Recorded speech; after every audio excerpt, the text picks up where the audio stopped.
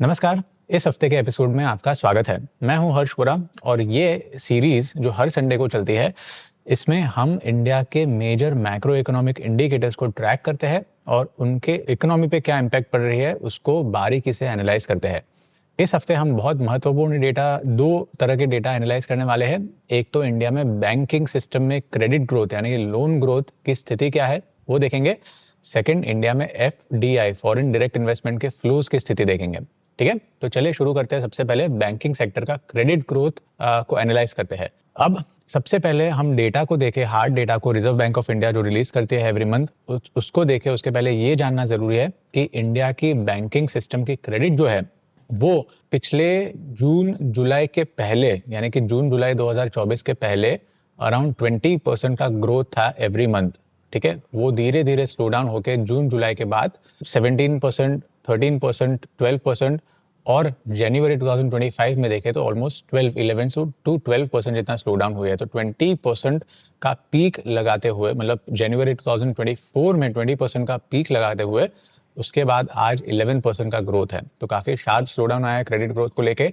और naturally credit growth यानी कि लोन ग्रोथ अगर बैंकिंग सिस्टम में स्लो होगी तो इसका मतलब हुआ कि लोग और इंडस्ट्रीज EMI पे स्पेंडिंग कम कर रहे हैं, राइट। गुड्स एंड सर्विसेज की डिमांड कम हो रही है जिसका सीधा इम्पैक्ट GDP पे पड़ता है। अब डिबेट्स होते हैं कि दो तरह के इकोनॉमिक्स है। एक साइड जो है वो ऐसा कहते हैं कि जो क्रेडिट ग्रोथ है वो इकोनॉमिक डिमांड यानी कि गुड्स एंड सर्विसेज की क्या डिमांड रह रही है उसको डिटरमाइन करते हैं, जो कि GDP ग्रोथ डिटरमाइन करती है। ठीक है, तो एक तरफ इकोनॉमिस्ट ये कह रहे हैं, दूसरी तरफ जो है इकोनॉमिस्ट ये कह रहे हैं कि इकोनॉमिक डिमांड यानी कि गुड्स एंड सर्विसेज की डिमांड जो है वो क्रेडिट ग्रोथ को डिटरमाइन करता है। यानी कि क्रेडिट ग्रोथ, लोन ग्रोथ तभी होगी जब गुड्स एंड सर्विसेज की डिमांड होगी। अगर गुड्स एंड सर्विसेज की डिमांड ही इकोनॉमी में नहीं है तो लोग लोन क्यों लेंगे? वेल, मेरा मानना यह है कि इंडिया में ज्यादातर जो स्पेंडिंग होती है वो EMI पे लोन पे होते हैं। चाहे पर्सनल लोन्स ले लो, व्हीकल लोन्स ले लो, गोल्ड लोन्स ले लो। ठीक है, यानी कि इलेक्ट्रॉनिक्स या कंज्यूमर ड्यूरेबल्स है, अगर लोग फ्रिज खरीदते हैं, टीवी खरीदते हैं या कार्स खरीदते हैं, मोटर बाइक्स खरीदते हैं, सारा EMI पे ज़्यादा होता है। तो मेरे हिसाब से अगर EMI ग्रोथ ज़्यादा है तो वो इकोनॉमिक स्पेंडिंग डिटरमाइन करेगा। और हम डेटा देखेंगे कि जब से क्रेडिट ग्रोथ स्लो होना शुरू हुआ है तब से इकोनॉमिक स्पेंडिंग जो है, इकोनॉमिक गुड्स एंड सर्विसेज की डिमांड जो है वो स्लो होना शुरू हुई। तो फॉर इंस्टेंस, जैसे मैंने अभी बात किया कि जून जुलाई के बाद जो क्रेडिट ग्रोथ है, लोन ग्रोथ है बैंकिंग सिस्टम की, वो स्लो होना शुरू हुई। और आप देखेंगे कि Q2 यानी कि जुलाई, अगस्त और सितंबर मंथ्स की जो GDP है वो शार्पली स्लो डाउन हुई थी। ऑलमोस्ट 8%, 8.2% Q1 में जो थी उससे स्लो होके सीधा हो गई 5.6%। तो GDP सेकेंड क्वार्टर में स्लो हुई थी, लेकिन उसके काफ़ी पहले ही बैंकिंग सिस्टम की लोन ग्रोथ स्लो होना शुरू हो गई थी, राइट। तो मेरा मानना यह है कि अगर क्रेडिट ग्रोथ स्लो होगा तो इकोनॉमिक ग्रोथ स्लो होगी, क्योंकि क्रेडिट जो है वो इकोनॉमी की लाइफ लाइन है। लोन जो है, फाइनेंस जो है वो इकोनॉमी की लाइफ लाइन है। अगर फाइनेंस में टाइटनेस आ गई तो नेचुरली इकोनॉमिक ग्रोथ स्लो हो जाती है, राइट। अब नेचुरली आपके माइंड में ये सवाल उठेगा कि क्रेडिट ग्रोथ जो है वो गिरे क्यों? वेल, इसके कुछ कारण है। सो कोविड के बाद जब पेंट अप डिमांड जो थी, गुड्स एंड सर्विसेज की डिमांड वो जब बढ़ गई थी, इकोनॉमी ने कोविड से रिकवर करना शुरू हुआ था, तो इसके साथ साथ हुआ ये कि इंडिया में इन्फ्लेशन भी बढ़ना शुरू हुआ। सो इनफैक्ट अप्रैल महीने में जो इन्फ्लेशन था वो ऑलमोस्ट 7.79 यानी कि 8% तक पहुंच गया था। अप्रैल 2022 की मैं बात कर रहा हूँ, 2022 की इन्फ्लेशन 7.79% तक पहुंच गया था। और आपको पता ही है कि RBI का कंफर्ट जोन क्या है इन्फ्लेशन का, on the higher side 6%। RBI को नहीं चाहिए कि 6% के ऊपर इन्फ्लेशन शूट अप करे। 7.8% काफी हाई था। RBI को डर लगने लगा कि इन्फ्लेशन बढ़ रहा है। RBI ने क्या किया? RBI ने मॉनेटरी टाइटनिंग शुरू कर दिया, यानी कि इंटरेस्ट रेट्स बढ़ाना शुरू कर दिया। तो अप्रैल 2022 तक इंटरेस्ट रेट, जो रेपो रेट है, रीपर्चेस रेट RBI का, जो कि इंटरेस्ट वाइड इकोनॉमी में बेंचमार्क सेट करता है, वो था 4%। ठीक है, सबसे लोएस्ट था 4%। मई 2022 के बाद RBI ने रेपो रेट बढ़ाना शुरू किया क्योंकि इन्फ्लेशन बढ़ रहा था। मई से बढ़ाना शुरू किया और 2 साल तक, 2023-2024 तक 250 बेसिस पॉइंट, 2.5% तक बढ़ गया, 6.5% तक रेपो रेट चला गया था। अभी हाल ही में आरबीआई ने मॉनेटरी ईजिंग करना शुरू किया है, यानी कि फरवरी 2025 में आरबीआई ने इंटरेस्ट रेट घटाया 6.5 से कम करके 6.25 कर दिया, लेकिन 2 साल तक रेपो रेट जो है वो हाई रहा था। तो आरबीआई ने बेसिकली इंटरेस्ट रेट बढ़ाना शुरू कर दिया। अब नेचुरली इंटरेस्ट रेट बढ़ेगा तो लोगों को पिंच करेगा, लोग जो है वो लोन्स लेना कम कर देंगे धीरे धीरे। उसका इम्पैक्ट जो है वो 2-3 क्वार्टर के बाद आता है। रेपो रेट का इम्पैक्ट जो है वो तुरंत नहीं आता, क्योंकि बैंक्स जो है वो रेपो रेट को इंस्टेंटली पास नहीं करती, उसको 2-3 क्वार्टर्स के बाद करती है। मई 2022 से जब रेपो रेट बढ़ाना धीरे धीरे शुरू किया, उसके साथ साथ दूसरा आरबीआई ने क्या किया, नवंबर 2023 में, यानी कि 1.5 साल बाद आरबीआई जो पर्सनल लोन्स और एनबीएफसीज को जो बैंक्स लोन देती है, ठीक है, और क्रेडिट कार्ड जो लोन्स है उस पे रिस्क वेट जो है वो बढ़ा दिया था। रिस्क वेट क्या होता है? वेल, आप मान लो कि नॉन बैंकिंग फाइनेंशियल कंपनीज जो है जिनको अपनी जो कमर्शियल बैंक्स है वो लोन देती है, ठीक है, तो ये एनबीएफसीज पे जो रिस्क वेट था वो पहले 100% हुआ करता था। इसका मतलब ये है कि अगर कोई बैंक एनबीएफसी को, नॉन बैंकिंग फाइनेंशियल कंपनी को लोन दे रही है, तो हर 1 रुपए के लोन के अगेंस्ट में 1 रुपया जो है वो कैपिटल बफर रखना पड़े, ताकि अगर लॉस हो तो वो कैपिटल बफर में से यूज कर पाए बैंक्स, ठीक है। तो ये जो 100% था उसको बढ़ा के आरबीआई ने कर दिया 125%। इसका मतलब ये है कि हर 100 रुपीज, हर 100 रुपए जो बैंक्स एनबीएफसी को लोन दे रही है, वो 100 रुपए के अगेंस्ट में 125 रुपीज जितना कैपिटल बफर बैंक्स को रखना पड़ेगा।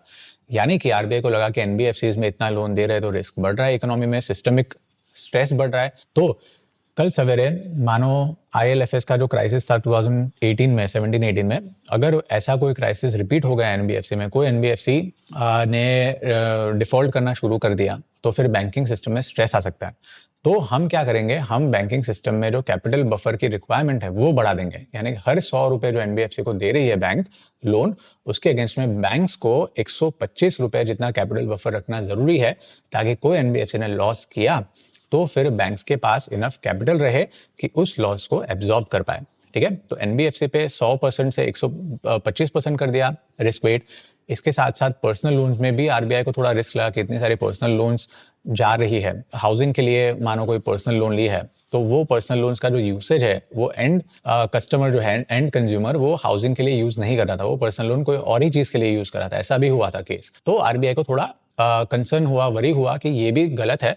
तो आरबीआई ने पर्सनल लोन्स पे भी जो रिस्क वेट है वो 100% पहले हुआ करता था, उसको 125% कर दिया, ठीक है।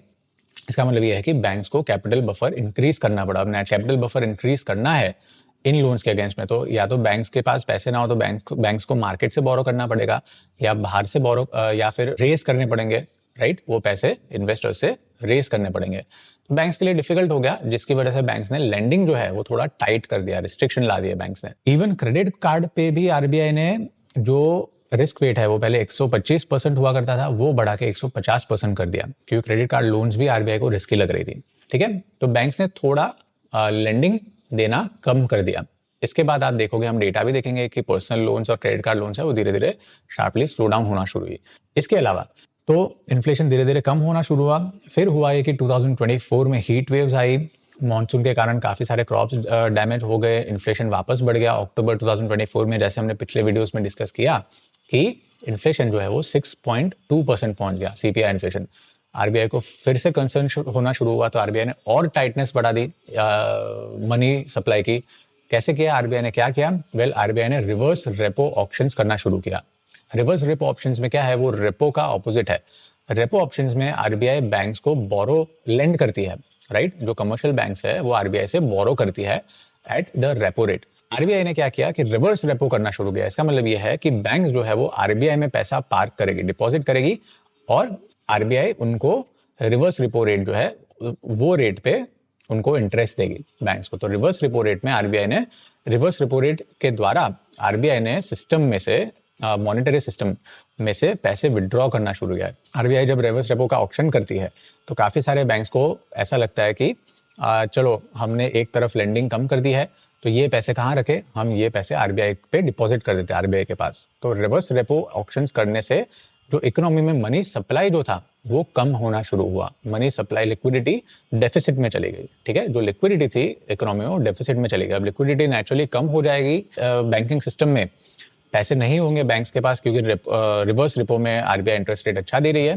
तो फिर बैंक्स नेचुरली लेंडिंग कम करेगी और इंटरेस्ट रेट भी बढ़ जाएगा। प्रेशर जो है इंटरेस्ट रेट पे वो ऊपर चला जाएगा क्योंकि इकोनॉमी में जो सप्लाई है, मनी का सप्लाई, लिक्विडिटी जो है वो कम हो जाएगी। क्यों? क्योंकि आरबीआई ने रिवर्स रेपो ऑक्शंस करना शुरू किया। अब रिवर्स इनफैक्ट आप जून 2024 से लेके नवंबर 2024 में आप देखो तो आरबीआई ने करीब 25 लाख करोड़ जितने रिवर्स रेपो ऑक्शंस किए, यानी कि 25 लाख करोड़ जितनी लिक्विडिटी मार्केट में से विड्रॉ कर ली थी, राइट। तो ये भी इंटरेस्ट रेट्स पे एक अपवर्ड प्रेशर डाल रही थी।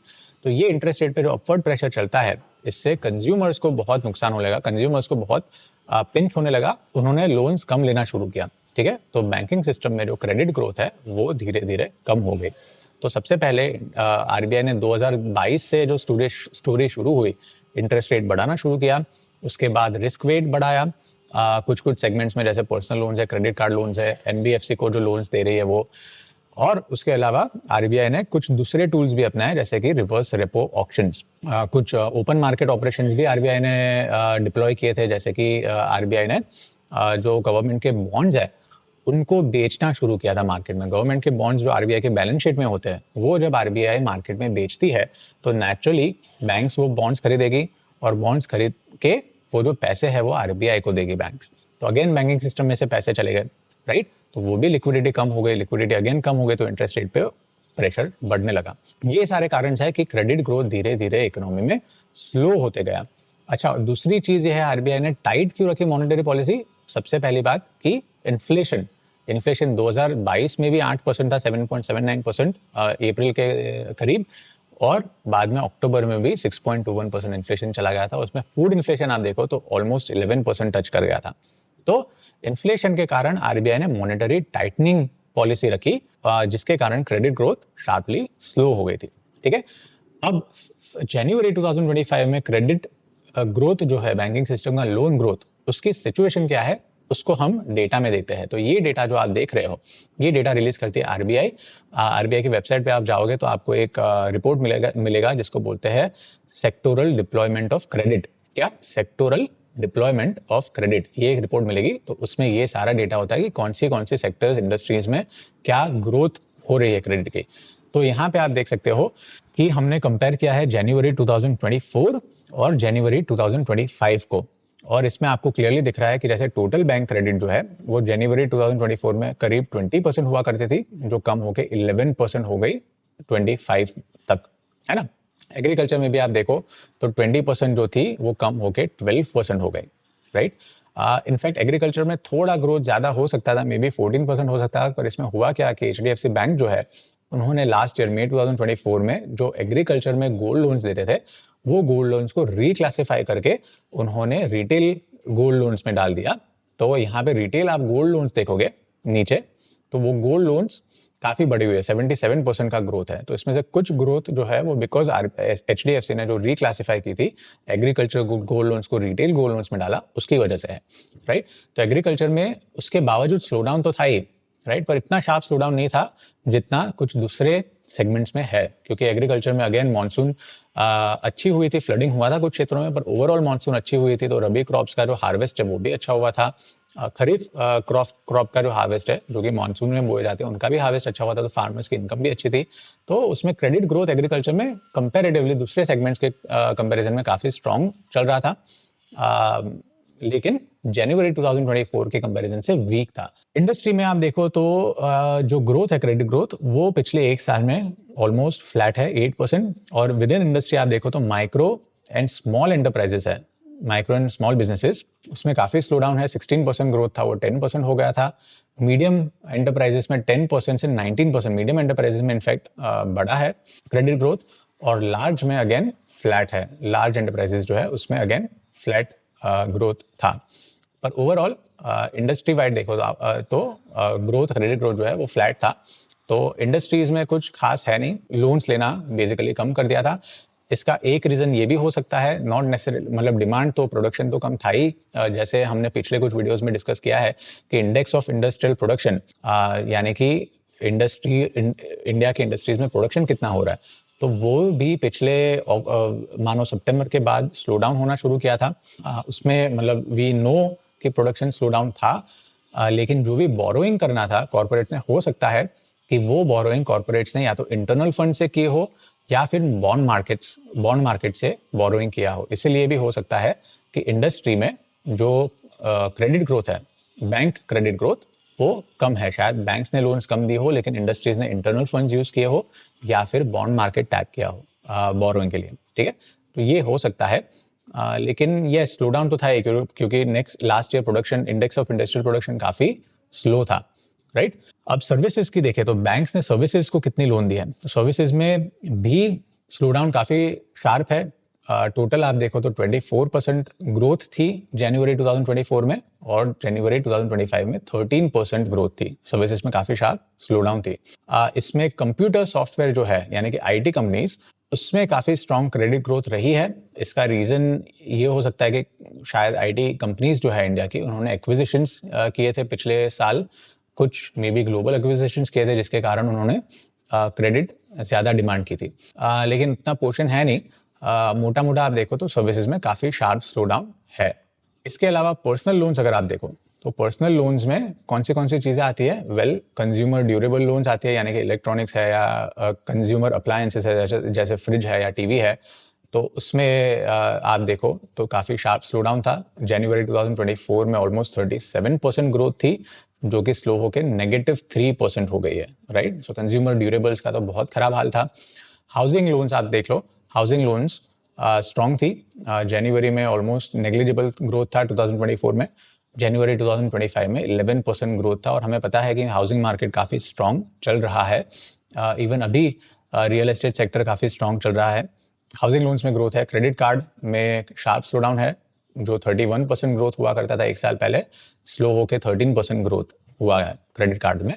अगेन वो बिकॉज आरबीआई ने रिस्क वेट बढ़ा दिया था, तो बैंक्स ने क्रेडिट कार्ड लोन्स कम देना शुरू किया था, राइट। एंड अगेन इन्फ्लेशन भी बढ़ रहा था, तो शायद कंज्यूमर्स की साइड से कंज्यूमर्स ने भी क्रेडिट कार्ड लोन्स लेना कम कर दिया होगा।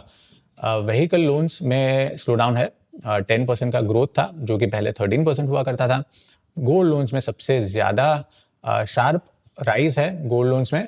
इसका एक ऑब्वियस रीज़न तो है कि गोल्ड की प्राइजेस बढ़ी है लास्ट ईयर, और इनफैक्ट अभी भी काफ़ी शार्पली बढ़ रहा है गोल्ड प्राइस। तो गोल्ड प्राइस जब बढ़ता है तो गोल्ड को गिरवी रख के लोन देना बेटर रहता है, क्योंकि आपको ज़्यादा अमाउंट की लोन मिल सकती है for the same amount of gold जो आप गिरवी रखते हो, राइट। तो गोल्ड लोन्स में काफ़ी शार्प बढ़ा है गोल्ड लोन्स।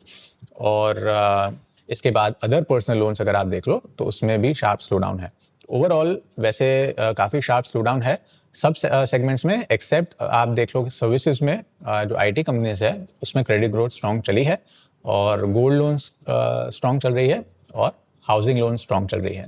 ठीक है, तो ये हो गया क्रेडिट ग्रोथ का डिस्कशन।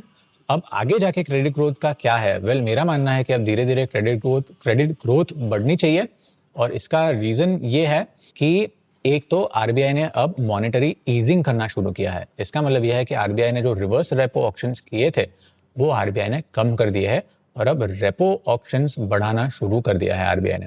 ठीक है, सो दिसंबर के बाद, दिसंबर, जनवरी, फरवरी में आरबीआई ने रेपो ऑप्शन ज़्यादा किए, यानी कि बैंक्स रेपो रेट में आरबीआई से बोरो कर रही है बैंक्स। इसका मतलब है कि बैंक्स के पास लिक्विडिटी बढ़ रही है। अब दिसंबर महीने से लिक्विडिटी बढ़ रही है, उसके सामने फरवरी में आरबीआई ने रेपो रेट कम भी किया है। जो 6.5% था पिछले 2 साल से, वो रेपो रेट कम करके 6.25 कर दिया है। तो आरबीआई का सीधा सीधा पॉलिसी है। दिसंबर में इनफैक्ट हमारे आरबीआई गवर्नर भी जो है, पिछले गवर्नर शक्तिकांत दास, वो उनका टर्म खत्म हुआ और नए गवर्नर आए संजय मल्होत्रा, तो उनका भी फोकस जो है वो लिक्विडिटी ईजिंग पे है। लिक्विडिटी ईजिंग या मॉनेटरी ईजिंग, यानी कि लिक्विडिटी पंप करनी बैंकिंग सिस्टम में ताकि क्रेडिट ग्रोथ बढ़े। और ये कॉन्फिडेंस आरबीआई के पास ऑब्वियसली इसलिए आया क्योंकि इन्फ्लेशन जो है वो कम हुआ है। इनफैक्ट फरवरी महीने में जो सीपीआई इन्फ्लेशन है, कंज्यूमर प्राइस इंडेक्स इन्फ्लेशन, वो 3.6% आया है। तो कहाँ अक्टूबर में 6.2% था अक्टूबर 2024 में, और कहाँ फरवरी में 3.6% है। तो इन्फ्लेशन कम हुआ है, इसने आरबीआई को कॉन्फिडेंस दिया है कि वो लिक्विडिटी बैंकिंग सिस्टम में डाले ताकि इंटरेस्ट रेट पे जो प्रेशर है वो कम हो और लोग ज़्यादा बोरो करने के लिए एनकरेज हो, राइट। तो लिक्विडिटी जब बैंकिंग सिस्टम में बढ़ रही है तो मेरा मानना है कि क्रेडिट ग्रोथ धीरे धीरे बढ़ना चाहिए। ऑब्वियसली इंस्टेंटली 20% तो नहीं चला जाएगा, but I think 10-11% is the bottom. इसके बाद धीरे धीरे बढ़ना चाहिए, बट हम देखेंगे मार्च अप्रैल मई में क्या क्रेडिट ग्रोथ रहती है। ये एक मेजर रीज़न है, मुझे लगता है कि क्रेडिट ग्रोथ आगे बढ़नी चाहिए, ठीक है। तो ये हो गया बैंक क्रेडिट ग्रोथ का डिस्कशन। अब हम डिस्कशन करते हैं एफडीआई का।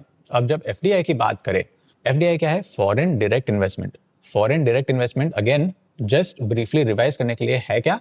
फॉरेन डायरेक्ट इन्वेस्टमेंट यानी कि भारी फॉरेन कंपनीज इंडिया में लॉन्ग टर्म इन्वेस्टमेंट करती है। लॉन्ग टर्म यानी कि कोई कंपनी को एक्वायर करे या फिर कोई नई सब्सिडियरी को एस्टेब्लिश करे या फिर कोई इंडियन कंपनी के साथ जॉइंट वेंचर करे, तो वो बाहरी कंट्री से, अपनी होम कंट्री से इंडिया में फंड्स लाएगी, इन्वेस्ट करेगी और लॉन्ग टर्म बिजनेस करेगी इंडिया में। तो ये क्या है? एक तो लॉन्ग टर्म कैपिटल लाता है, टैलेंट लाता है, टेक्निकल नो हाउ लाता है। तो इंडिया के लिए ये लॉन्ग टर्म पॉजिटिव है क्योंकि इंडिया में जॉब्स बढ़ती है इससे, और इंडिया की कैपेबिलिटी, टेक्नोलॉजिकल कैपेबिलिटी है वो भी बढ़ती है। तो एफडीआई लाना ये इंडिया के लिए बहुत महत्वपूर्ण और बेनिफिशियल है, ठीक है। तो ये है एफडीआई। लेकिन एफडीआई में भी क्या होता है कि जब एफडीआई इंडिया में आती है तो जब फॉरेन कंट्रीज इंडिया में इन्वेस्ट करती है, आप मान लो यूनिलीवर है या फिर नेस्ले है, ये जो इन्वेस्ट करती है तो इंडिया में जॉब्स तो बढ़ते हैं, लेकिन साथ साथ ये कंपनीज क्या करती है, ये कंपनीज डिविडेंड्स जो है, जैसे नेस्ले है तो वो नेस्ले की पेरेंट कंपनी जो है उसको रॉयल्टी पे करती है, जो डिविडेंड्स हो वो भी पेरेंट कंपनी को जाते हैं, प्रॉफिट्स भी काफ़ी सारे पेरेंट कंपनीज को जाते हैं। तो इसको बोलते हैं रिपैट्रिएशन। क्या बोलते हैं? रिपैट्रिएशन। तो एफडीआई तो ये कंपनीज लाती है लेकिन उसमें से काफ़ी सारा अमाउंट रिपैट्रिएट भी करती है अपनी होम कंट्रीज में, राइट। तो फंड्स जो इंडिया में लाती है उसमें से जो भी रिपैट्रिएट हो रहा है फंड्स, उसको नेट करके मिलता है हमें नेट एफडीआई। अच्छा, नेट एफडीआई में और एक चीज़ अकाउंट होती है। अगर इंडियन कंपनीज बाहरी कंट्रीज में लॉन्ग टर्म इन्वेस्टमेंट करे, राइट, कोई बाहरी कंट्रीज में ग्लोबल कंपनी को अक्वायर किया, जैसे फॉर इंस्टेंस आप कैरिसल ले लो, कैरिसल एक लिस्टेड कंपनी है, तो वो बाहरी कंट्रीज में काफ़ी सारे एक्विजिशन करती है जो उनको लगता है कि होम इंप्रूवमेंट बिजनेस में, स्पेशली उनका जो सिंक है, क्वार्ट सिंक्स मैन्युफैक्चर करते हैं, होम इंप्रूवमेंट बिजनेस में अगर उनको लगता है कि उनके बिजनेस में फिट है तो वो ग्लोबल कंपनीज अक्वायर करती है। तो उसके लिए इंडिया से फंड्स बाहर जाते हैं, ये फंड्स भी नेट एफडीआई में अकाउंट होते हैं, राइट। तो कौन से फंड्स इंडिया में आ रहे हैं वर्सेस ये कंपनी डिविडेंड्स या प्रॉफिट्स कितना रिपैट्रिएट कर रही है, प्लस मतलब उसमें से और एक चीज माइनस होती है, वो है इंडिया कितना बाहरी कंट्रीज में इन्वेस्ट कर रही है लॉन्ग टर्म के लिए, इंडियन बिजनेसेस, ठीक है। तो ये नेट एफडीआई का जो फिगर है आप देखो तो जनवरी 2025 में नेट एफडीआई जो है वो सिर्फ 9.2 बिलियन का रहा, जो कि जन 2024 में 3.6 बिलियन का था, ठीक है। तो नेट एफडीआई जनवरी महीने में काफी कम है, ऑलमोस्ट 75% की गिरावट है, ठीक है। और ये नेट एफडीआई में आप देखो तो मेन तो गिरावट इसलिए है क्योंकि इंडिया ने जो बाहरी कंट्रीज में एफडीआई किया है, बाहरी बिजनेसेस में अक्वायर करने के लिए या जॉइंट वेंचर करने के लिए जो इन्वेस्टमेंट किया है वो ऑलमोस्ट 200% से बड़ा है। इसकी वजह से हमारा नेट एफडीआई शार्पली गिरा है ऑलमोस्ट 75% तक। तो ये तो जनवरी महीने की बात है। एक महीने के इनफ्लो और आउटफ्लो से कुछ ज़्यादा हम कह नहीं सकते, लेकिन अप्रैल से जनवरी, अप्रैल मई जून जुलाई अगस्त सितंबर अक्टूबर नवंबर दिसंबर जनवरी, तो ये सारे महीने की अगर हम बात करें तो उसमें ट्रेंड क्या है? वेल, ये सारे महीनों का भी आप ट्रेंड देखो तो भी नेगेटिव है। नेट एफडीआई यानी कि रिपैट्रिएशन को अकाउंट करके या फिर इंडिया ने क्या एफडीआई बाहरी कंट्रीज में किया है उसको अकाउंट करके आप देखो तो ऑलमोस्ट 88% की गिरावट है, राइट। तो ये भी एक नेगेटिव चीज है। इसमें ये नेगेटिव क्यों है, नेट एफडीआई नेगेटिव क्यों है? वेल, इसका रीजन ये नहीं है कि इंडिया में एफडीआई कम आ रही है। इंडिया में तो एफडीआई आ रही है, काफी फॉरेन कंट्रीज इंडिया में इन्वेस्टमेंट कर रही है। यहाँ पे आप देखो तो ऑलमोस्ट 12.4% जितना ईयर ऑन ईयर ग्रोथ है ग्रोस एफडीआई में, ठीक है। लेकिन उसके सामने 25% का रिपैट्रिएशन है, यानी कि फॉरेन कंपनीज ने या तो अपने प्रॉफिट्स बाहरी कंट्रीज में लेके गए हैं या फिर डिविडेंड इनकम्स काफी सारी बाहरी कंट्रीज में लेके गई है। जैसे मैंने बोला कि यूनिलीवर है या नेस्ले है, कोई भी एमएनसीज है, वो डिविडेंड इनकम बाहर लेके जाती है और इंडिया ने जो एफडीआई बाहरी कंट्रीज में किया है वो 71% से ग्रो हुआ है। ठीक है, तो मेनली एफडीआई इंडिया में आया है, नहीं आया ऐसा नहीं है, लेकिन गया इंडिया में विड्रॉवल जो है एफडीआई का वो ज्यादा रहा है। और इसमें से क्विकली अगर हम ट्रांजैक्शंस की बात करेंगे, कौन से मेजर ट्रांजैक्शंस है, तो मेरे पास डेटा है 3। एक तो अक्टूबर में Hyundai का आईपीओ आया था। Hyundai के आईपीओ में ऑलमोस्ट 43,000 करोड़ यानी कि 5 बिलियन जो है वो तो Hyundai parent company, south Korea की जो पेरेंट कंपनी है, उनको गए थे। कैसे? क्योंकि आईपीओ लाया तो इंडियन रिटेल इन्वेस्टर्स ने खरीदा और पेरेंट कंपनी जो है उन्होंने अपना स्टेक बेचा था। स्टेक बेचा तो नेचुरली जो फंड्स है वो साउथ कोरिया में गए। कितने फंड्स? $5.1 बिलियन, और इसमें डिविडेंड्स भी इंक्लूडेड है टोटल मिला के। ठीक है, इसके अलावा दिसंबर में अदानी ग्रुप जो है उन्होंने जो विल्मर है, विल्मर का 44% स्टेक जो अदानी विल्मर में था वो खरीदा है। ठीक है, तो मतलब विल्मर जो है फॉरेन कंपनी, उसको ऑलमोस्ट $2 बिलियन का आउटफ्लो गया था, यानी कि इंडिया के बाहर $2 बिलियन का आउटफ्लो गया दिसंबर में, क्योंकि अदानी ने वो खरीदा था। ठीक है, और अगेन मार्च का तो अभी एफडीआई नहीं है, पर मार्च की आप बात करो तो ऑलमोस्ट अलायंस जो है वो अपना 26% स्टेक जो है बजाज अलायंस में वो बेच के, मतलब बजाज फिनसर्व को बेच रही है। उसकी वैल्यू क्या है? Almost $3 billion. ठीक है, तो ये भी आउटफ्लो मार्च में दिखेगा हमें। तो ये मोटा मोटा है। एंड अगेन उसके सामने अगर आप देखो तो जो रिपेट्रिएशन ऑफ अर्निंग्स है, यानी कि डिविडेंड है, प्रॉफिट है, वो एमएनसीज कितनी बाहरी कंट्रीज में ले गई है, वो आप देखो तो ऑलमोस्ट $46 बिलियन जितना था अप्रैल से लेकर जनवरी तक। और इंडियन कंपनीज ने आउटवर्ड एफडीआई यानी कि बाहरी कंट्रीज में कितना इन्वेस्टमेंट किया है वो है ऑलमोस्ट $20 बिलियन जितना। तो ये हो गया एफडीआई का ट्रेंड। हमने डिस्कस किया बैंक क्रेडिट की जो कि जनवरी 2024 से लेकर जनवरी 2025 में शार्प स्लोडाउन था, लेकिन अब धीरे धीरे मेरा मानना है कि बैंक क्रेडिट बढ़नी चाहिए, क्योंकि आरबीआई लिक्विडिटी इन्फ्यूज कर रही है। ठीक है, और इसके अगेंस्ट में एफडीआई भी आप देखो तो एफडीआई भी ये साल कम हुई है। हो सकता है कि फॉरेन कंट्री कंपनीज जो है तो वो या तो बिकॉज काफ़ी सारी कंट्रीज में रिसेशन चल रहा है, काफ़ी सारी कंट्रीज में ये जियोपॉलिटिकल रिस्क भी है, तो हो सकता है कि ये जो फॉरेन कंपनीज है वो अपने ऑपरेशंस कंसोलिडेट कर रही है, अपनी बैलेंस शीट स्ट्रेंथन कर रही है, जिसके कारण वो शायद इंडिया में अपनी सब्सिडरीज बंद कर रही हो या फिर प्रॉफिट्स वापस अपनी होम कंट्री ले जा रही हो ताकि बैलेंस शीट स्ट्रेंथन हो। तो ये हो गया आज के वीडियो का डिस्कशन। मिलते हैं अगले हफ्ते विद मोर सच इनसाइट्स। तब तक के लिए हैव अ गुड वीकेंड।